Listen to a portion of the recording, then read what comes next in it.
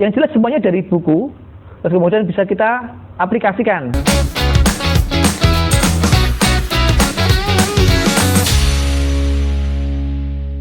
Salam budaya, salam literasi.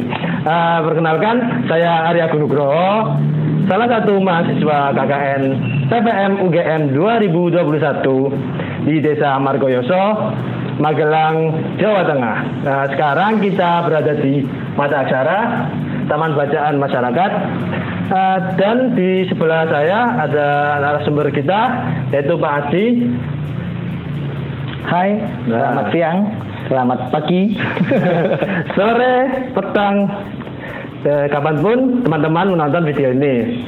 Oh ya, boleh perkenalan dulu ya Pak Adi. Pak Adi ini siapa sih sebenarnya? Oh iya, baik. Kita memakai masker atau dibuka? Oh iya, kan kita kan udah antigen tadi ya Pak ya? Ya. Alhamdulillah negatif semua.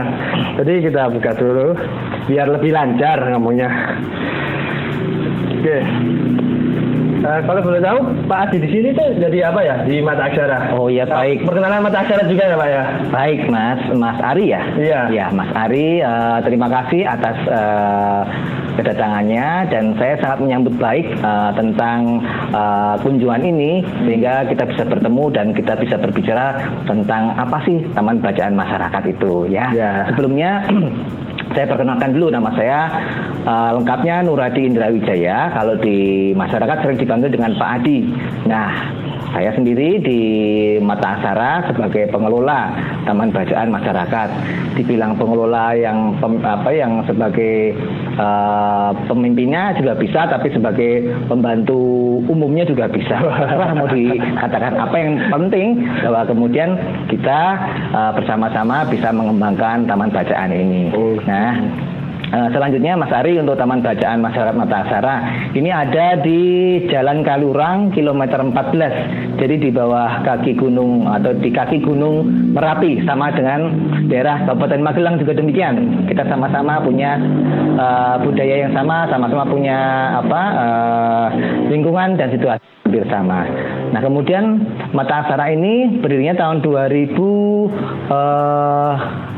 Jadi tahun 2000 sudah mulai tahun 2000. Sama saya. Tahunnya 2000. Iya. Tahun 2000. Oh, tahun 2010 sih Mas. 2010 ya. Iya, oke. Tahun 2010 ya Mas, mata aksara berdiri tahun 2010. Jadi sampai dengan hari ini, sampai dengan tahun ini sekitar sudah 10 tahunan lebih Mas Ari. Nah, kemudian mata aksara ya akhirnya bisa tumbuh dan berkembang, dan sampai sekarang masih berjalan, dan sangat bisa kami bisa merasakan betapa mengembangkan mata aksara ini seperti halnya saya mempunyai anak sendiri gitu. Sudah umur 10 tahun ya Pak ya? Iya, betul. Oh, ini Pak, sebenarnya apa sih Taman Bacaan Masyarakat itu Pak? Oh iya, baik Mas Ari. Jadi Taman Bacaan Masyarakat itu adalah suatu taman yang dirujuk atau dicari oleh orang karena di sana ada tempat membacanya. Jadi kalau kita biasanya membaca itu kan di perpustakaan ya. Seakan-akan di perpustakaan tempatnya kan formal, terus kemudian isinya buku semua, terus kemudian pustakawannya sangat formal juga. Iya. Kalau taman bacaan artinya perpustakaan yang memang tempatnya itu seperti taman. Jadi kita bisa bermain, bergembira, bersendaguro, apa saja yang penting rileks, dan akhirnya kita bisa mempunyai tempat yang nyaman untuk kita bisa membaca sebuah buku sebagai bacaan untuk menambah ilmu kita, Mas Ari. Oh, berarti bedanya sama perpustakaan itu, kalau perpustakaan lebih formal. Iya, betul. Nah, kalau di Taman Bacaan Masyarakat kita bisa bebas berekspresi di hitungannya Pak ya di sini. Pertanyaan gini Pak, gimana sih kita mau membangun Taman Bacaan Masyarakat itu Pak, secara mandiri atau khususnya di lingkungan desa itu Pak? Oh iya, cara membangun. Pertama, kalau kita berbicara tentang membangun sebuah taman bacaan, itu mesti kita harus tahu siapa yang akan melakukan kegiatannya, siapakah pengelolanya. Karena kalau kita tidak ada pengelolanya, kita bangun, kita dirikan, ya cuma pertama kita bisa mengundang orang, habis itu selesai karena nggak ada yang mengelola. Nah, sulitnya atau tantangannya pada saat kita mengelola ini harus ada pengurusnya. Nah, kita mesti membangun sebuah taman bacaan, kita harus mulai menyusun atau kita harus mulai memikirkan siapa ya pengurusnya gitu. Nah, itu yang jadi dasar pertama. Pengurusnya siapa? Pengurusnya siapa? Jadi kita mesti harus bermusyawarah ini dengan, kalau ini di desa, di dusun ya, di Margoyoso ya, silahkan nanti teman-teman yang ada di desa Margoyoso ya. Kalau dusunnya apa, Mas? Dusunnya ada 6. Ada 6, oh gitu, ada 6 desa. Jadi desa Margoyoso silahkan nanti berembuk. Terus kemudian kalau bisa juga bisa mengundang unsur-unsur masyarakat. Ada dari PKK, ada dari teman-teman dari Karang Taruna, dari forum anak misalnya, itu juga harus kita undang. Terus juga dari Pak Dukuh, Bu Dukuh, terus kemudian juga dari perangkat desa. Nah, itu kalau bisa kita bersama-sama membicarakan, memusyawarahkan siapa pengurus dari Taman Bacaan Masyarakat yang ada di Desa Margoyoso. Karena kalau nanti sudah kita bisa menentukan siapa pengurusnya, akan semakin mudah untuk mengelolanya, Mas. Nah, setelah pengurus itu kemudian kita bisa menentukan di mana tempatnya. Nah, karena kalau tadi kita membicarakan atau memusyawarahkan tempatnya dulu, nggak ada pengurusnya, nanti susah. Makanya ini pertama kali saya sampaikan untuk pengurus dulu. Nah, terus pengurus dibentuk, siapa ketuanya, siapa bendaharanya, karena ini kan butuh juga pembiayaan ya, walaupun pembiayaannya secara mandiri ya, secara sukarela. Terus kemudian siapa sekretarisnya, karena kan butuh juga yang nulis-nulis, buat undangan-undangan, ngajak-ngajak masyarakat untuk datang. Terus kemudian buat bagaimana program kerjanya, ada sekretarisnya. Terus kemudian baru nanti dibuat bidang-bidang. Itu terserah saja, fleksibel saja. Yang penting ada pengurusnya tadi.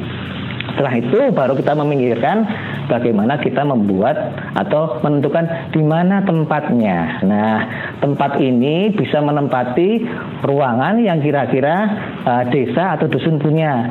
Bisa di rumah di depan teras rumahnya Pak Dukuh juga boleh.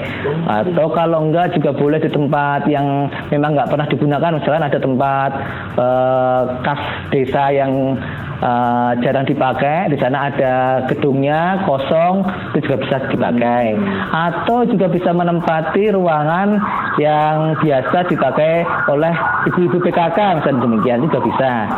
Itu sehingga nanti kemudian lebih memudahkan kita untuk berkoordinasi dengan teman-teman yang ada di PKK, misalnya seperti itu. Atau juga bisa membuat sendiri, Mas. Misalkan teman-teman Karang Taruna punya ide, wah saya membuat taman bacaan nih supaya unik, mau tempatnya di dekat di bawah pohon misalnya gitu. Nah, boleh aja di bawah pohon pakai bambu asik sedemikian rupa, bergotong royong, karena di Margoyoso banyak bambu ya, Mas ya. Iya, banyak. Terus kemudian bentuknya yang unik aja, jadi nggak usah perlu bagus-bagus. Yang penting kalau ada buku terlindungi dari hujan dan juga dari orang mengambil gitu, supaya terlindung. Nah, itu membangun pertama kali taman bacaan.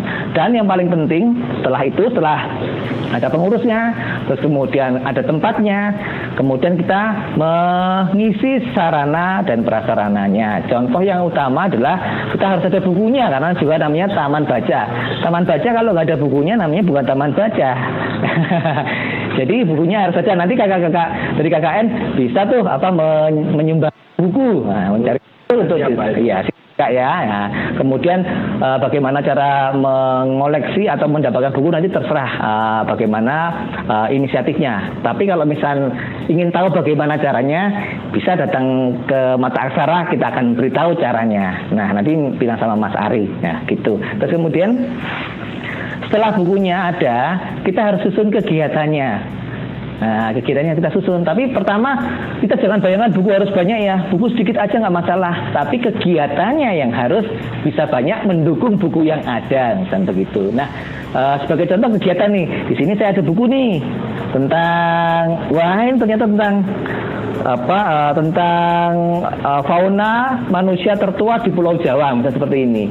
Nah, ini dalam satu buku ini kita bisa membuat banyak kegiatan.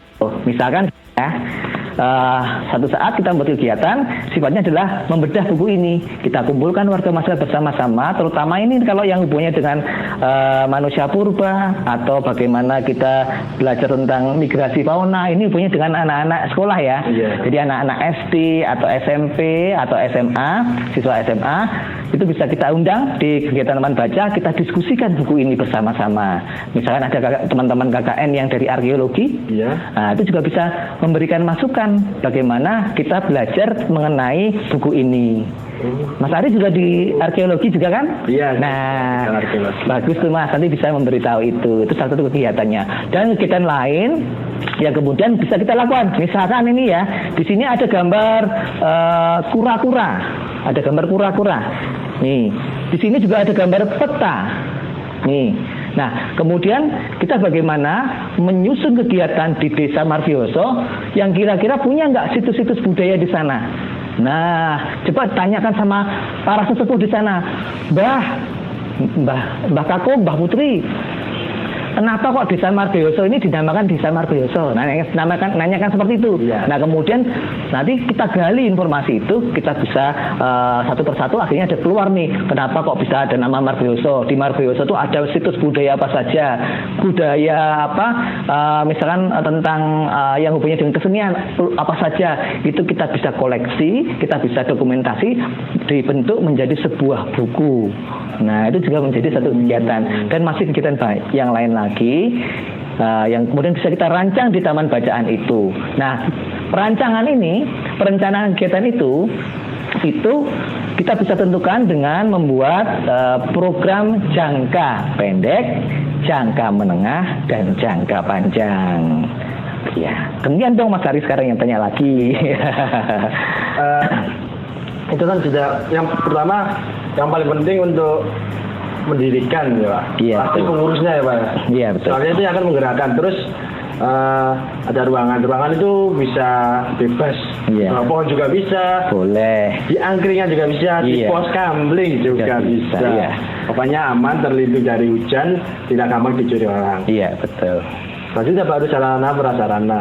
Tapi tidak terbatasi oleh itu ya Pak itu aja. Iya, Pak. betul. Karena kita taman baca masyarakat berbeda dengan perpustakaan yang ada standarisasinya. Iya. Pak, kalau boleh tahu bagaimana sih kita cara taman bacaan masyarakat bisa menarik minat masyarakat dari segala kalangan, dari yang muda-muda, dari yang tua sekalipun, dari yang anak-anak juga, untuk bisa mengikuti kegiatan taman bacaan masyarakat, untuk datang ke taman bacaan masyarakat. Gimana itu Pak? Iya, baik Mas. Tadi sudah saya sampaikan kalau pada saat pembuatan tempat taman bacaan masyarakat tadi bersama-sama dengan warga, misalkan kita membuat satu tempat di bawah dekat sungai apa misalnya di Margoyoso atau dekat persawahan misalnya seperti itu. Nah, nanti pakai bambu misalnya gitu ya, dengan teman-teman dari Karang Taruna bersama-sama dengan Pak Dukuh, Bu Dukuh, bersama-sama dengan PKK dan sebagainya, itu akan sangat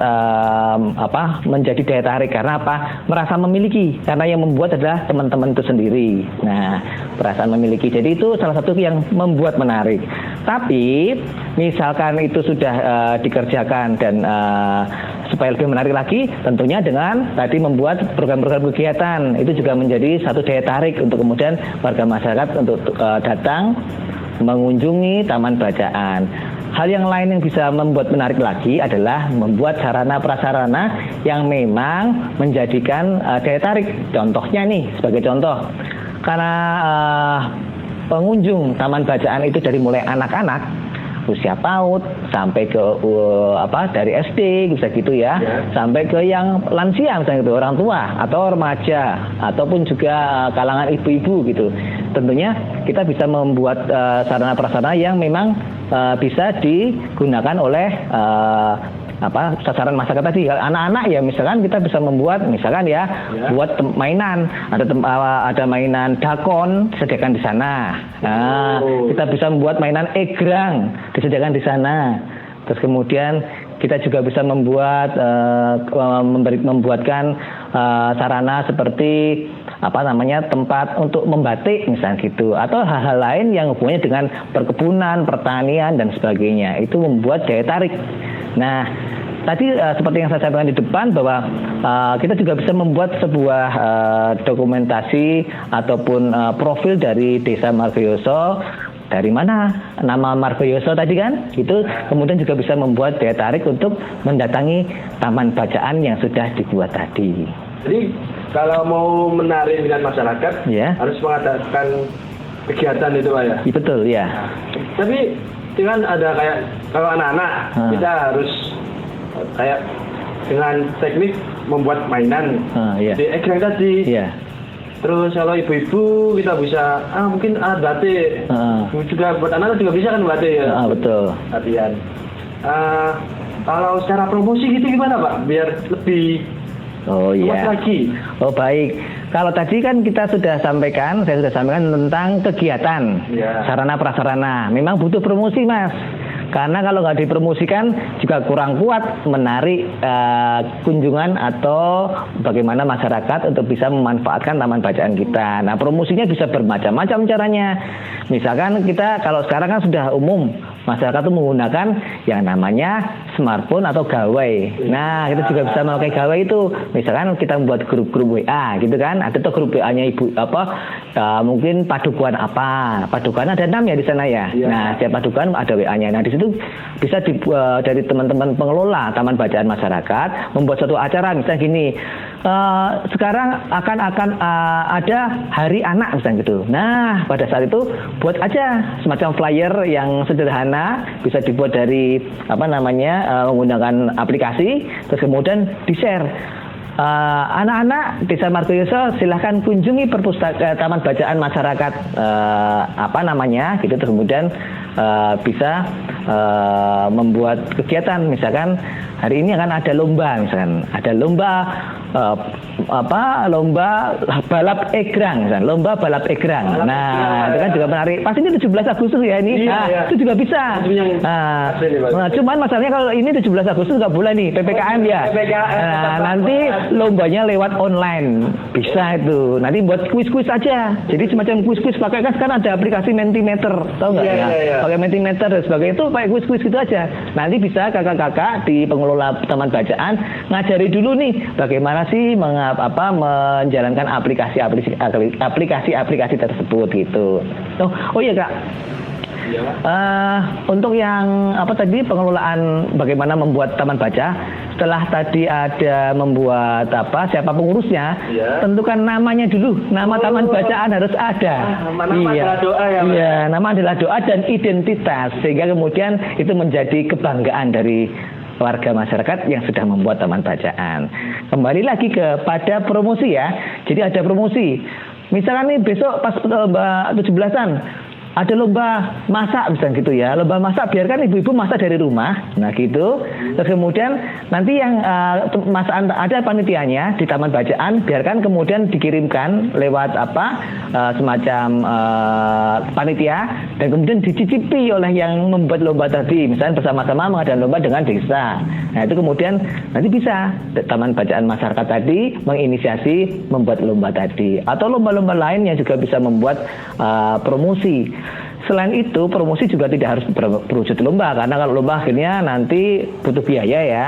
Kita promosi bisa dengan yang lain, misalkan adik-adik semuanya saat ini adalah adik-adik banyak yang belajarnya menggunakan belajar dari rumah.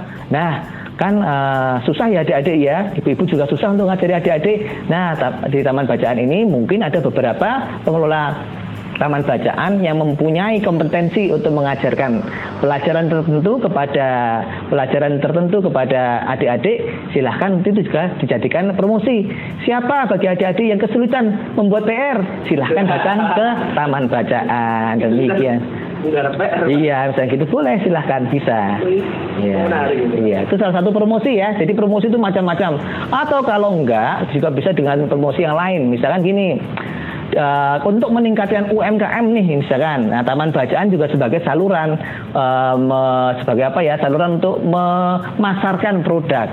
Ada produk tertentu mungkin di Magelang ada produk-produk bibit tanaman misalnya gitu. Nah itu juga bisa taman bacaan masyarakat sebagai tempat untuk menjualkan bibit tanaman ataupun tanaman-tanaman hias melalui taman bacaan masyarakat.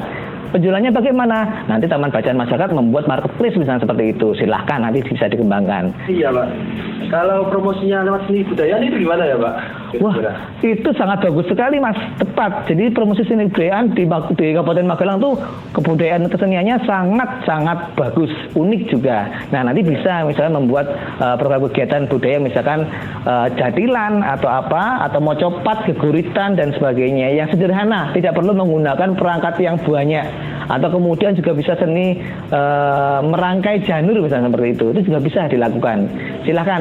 Cuman karena ini posisinya adalah sedang dalam keadaan pandemi COVID-19, semua protokol kesehatan harus dilakukan dan kemudian mengikuti arahan dari Satgas COVID-19 yang ada di Desa Margoyoso. Kan sudah dari cara membuat, jalankan, promosi. Nah, gimana sih Pak biar kita bisa konsisten menjalankan semua itu agar tahan lama lah Pak? Oh iya. Ya bagus. Jadi ini yang paling penting membuat itu adalah bagaimana. Kalau membuat gampang Mas, mesti bisa. Wong masih aja semangat ya. Tapi kemudian bagaimana memelihara sehingga kemudian bisa berkelanjutan, bisa berjalan terus, tetap semangat. Nah itu memang butuh tipsnya ya. Nah ada tipsnya tuh, ada caranya supaya kemudian tetap berkelanjutan. Yang pertama, tadi dengan program kegiatan, program jangka pendek, jangka menengah, dan jangka panjang. Sehingga nanti kita punya capaian, mau ngapain sih taman bacaan kita, mau jadi apa sih gitu kan. Harus ada capaian itu. Kalau bisa ya jadi taman bacaan terbaik misalnya di Indonesia misalnya gitu, itu boleh. Terus kemudian di taman bacaan ini mesti harus ada goalnya, ada tujuan utama mungkin tentang pemberdayaan masyarakat misalnya gitu, memberdayakan bagaimana kemudian dengan membaca buku tadi kemudian kita bisa punya keterampilan dalam rangka menambah income ekonomi di suatu masyarakat. Itu juga bisa Mas. Bisa itu Pak? Sangat bisa sekali. Meningkatkan taraf. Iya, bisa masyarakat. Contohnya mau tahu nggak? Contohnya, misal gini. Misalkan sebentar. Nah ini tadi misalnya tentang budaya tadi ya Mas ya. Tentang budaya, terus kemudian tentang bagaimana ada situs-situs yang ada di Desa Margoyoso. Itu dikelola dengan baik. Kira-kira kemudian dicari mana yang dusun atau tempat yang bisa punya keunikan dan bisa diunggulkan keunikan itu. Misalkan mempunyai tempat yang banyak sawahnya gitu ya. Sawahnya bagus, hijau, menguning gitu. Hijau dan kalau pada saat panen menguning gitu ya. Terus kemudian ya di sana misalnya juga ada Pak Tani, Bu Tani yang masih sangat semangat di sana. Kondisi alamnya juga sangat mendukung. Itu kita bisa jual menjadi sebuah desa wisata Mas. Nah, di situ kemudian bisa meningkatkan nilai ekonomi. Pak Taninya semangat karena kemudian ada ditonton atau kemudian bisa menambah nilai dari pertaniannya dengan kemudian tempat pertanian dijadikan tempat objek wisata. Juga kemudian hasil taninya bisa kemudian langsung diserap oleh desa wisata tersebut menjadi suatu komoditas pariwisata. Itu Mas, sebagai contohnya. Yang jelas semuanya dari buku. Terus kemudian bisa kita aplikasikan. Contohnya ini ada buku tentang beternak lele. Nah, buku itu kemudian kita bareng-bareng kita diskusikan bersama-sama oleh masyarakat di taman bacaan itu. Terus kita bedah bukunya. Kalau perlu mengundang narasumber dari Dinas Pertanian misalnya seperti itu, dari pengelola, kemudian bisa kontak dengan perangkat desa untuk kemudian mendatangkan penyuluh pertanian atau pertanian ya, perikanan, bagaimana cara beternak lele misalnya gitu. Nah kemudian di sana ada pelatihannya, ada workshopnya, sehingga masyarakat yang tadinya nggak tahu bagaimana cara beternak lele menjadi tahu dan kemudian itu bisa meningkatkan tadi nilai ekonomi tadi gitu. Iya Pak. Kalau saya lihat dari penjelasan Bapak tadi, TBM itu kayak sebagai pusat dari masyarakat itu Pak ya. Iya. Bagi menjalankan kayak ada inovasi dimulai dari TBM. Iya betul. Mau mempromosikan apa yang ada di desa bisa lewat taman baca masyarakat. Betul ya. Apakah ada saran dan pesan kepada masyarakat desa di Margoyoso dan sekitarnya terkait dengan literasi dan taman baca? Kalau pesan saya pertama adalah jika ada suatu kendala itu merupakan tantangan. Jadi jangan kemudian jadi malah ngelukur bahasa Jawanya atau kita jadi tidak bersemangat. Itu tantangan. Bagaimana itu harus bisa ditembus tantangan itu. Terus kemudiannya sarannya adalah segera saja buat namanya, segera saja buat pengurusnya, siapa saja pengurusnya, dan segera saja buat kegiatannya. Jadi kita sekarang tidak hanya berbicara, tapi langsung dikerjakan. Karena nanti pada saat kita sudah mengerjakan, kita berproses, itu kita bisa merasakan apa-apa saja yang kemudian bisa harus kita lakukan pembenahannya, bagaimana kita harus mengisi kegiatannya, terus bagaimana kemudian kita bisa mempertahankan sehingga taman bacaan ini bisa tetap lestari, tetap hidup, sehingga bisa berdampak bagi masyarakat. Dan yang paling penting, kalau sudah jadi taman bacaan, silahkan teman-teman taman bacaan tadi pengurusnya menghubungi Dinas Pendidikan dan Kebudayaan di Kabupaten Magelang, juga Dinas Perpustakaan agar terdata menjadi mitra mereka, mitra Dinas Perpustakaan maupun mitra Dinas dari Dinas Pendidikan. Karena nanti kalau misalnya taman baca, pasti nanti di sana di Kabupaten Magelang juga ada forum Taman Baca Kabupaten Magelang. Nanti supaya terdata dan bisa mendapatkan berbagai masukan, berbagai informasi sehingga kita tetap bisa semangat, punya teman, dan terus membuat taman bacaan yang ada di Desa Margoyoso tetap berkembang. Dan yang terakhir lagi adalah kalau nanti dari teman-teman tim KKN yang ikut menginisiasi bersama-sama teman dari Desa Margoyoso membuat taman bacaan masyarakat, ingat ya teman-teman di desa perpustakaan di desa, bahwa yang sudah membuat taman bacaan untuk minta kakak-kakak yang tadi menginisiasi dari tim KKN selalu mensupport ya. Jadi supaya besok kalau sudah jadi orang yang terkenal, orang yang sudah jadi sukses, supaya jangan lupa dengan taman bacaan masyarakat di Desa Margoyoso. Pertama apa? Ini kalau misalnya bisa ada sumbangan buku. Kedua, kalau ada tambahan untuk funding untuk operasional juga boleh. Silakan nanti minta sama Kak Ari ya. Ya, jadi tetap semangat. Kemudian kita akan selalu bersama-sama. Jangan lupa nanti kalau misalnya teman-teman juga butuh masukan-masukan informasi, silakan datang ke Mata Aksara. Ketemu dengan saya, Pak Adi, atau dengan Bu Heni. Jadi tetap semangat. Tetap kita bisa berkegiatan walaupun pada saat pandemi bersama dengan taman bacaan masyarakat. Jadi seperti itu teman-teman, seperti yang disampaikan oleh Pak Adi tadi, sehingga kita bisa konsisten dan bisa menjalankan taman bacaan secara berkelanjutan. Kalau bisa sampai menjadi taman bacaan terbaik ya. Bisa saja sih. Juga selain terbaik juga ini pengelola taman bacaan tadi menjadi orang-orang yang sukses. Amin. Amin, sukses. Oke, sekian dari itu teman-teman. Mungkin kita bisa bertemu di kesempatan yang lain ya Pak. Iya. Bahas tentang literasi atau seni budaya yang lain. Iya. Oleh karena itu, sekian. Salam budaya. Salam literasi.